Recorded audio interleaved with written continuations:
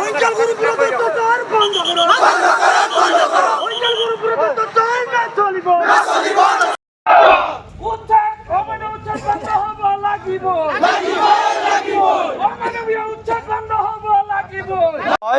কথা হল ন্যায়ালয়ে দিয়া ৰায়ৰ ক্ৰাইটেৰিয়া অনুযায়ী প্ৰতিজন ভাৰতীয় নাগৰিকক যদি সেই নাগৰিকজন PGR BGR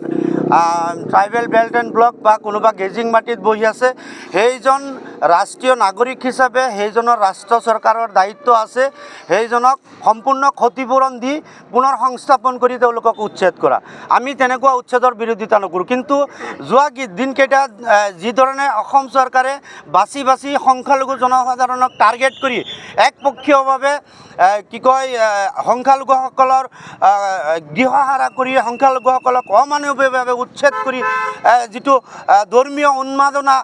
সৃষ্টি কৰি 26ৰ ৰাজনীতিৰ বৈতৰণি পাছ কৰিব বিচাৰিছে তাক আমি অসম সংখ্যালঘু ছাত্ৰ ইউনিয়নে তীব্ৰ ভাষাৰে গৰিহণা দিছোঁ। আৰু আমি এটা কথা সকীয়াই দিছোঁ যে অনতিপলমে আজি গোটেই দিনটো ধুবুৰী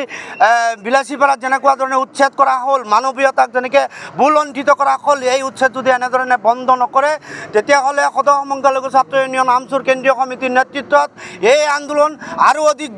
জংগী হ'ব আৰু এই আন্দোলন দিল্লীৰ দিছপুৰৰ পৰা আৰম্ভ কৰি দিল্লীলৈ লৈ যোৱা হ'ব আৰু তাৰ বাবে যি পৰিস্থিতিৰ সৃষ্টি হয় তাৰ কাৰণে কিন্তু অসম চৰকাৰ জগৰীয়া হ'ব।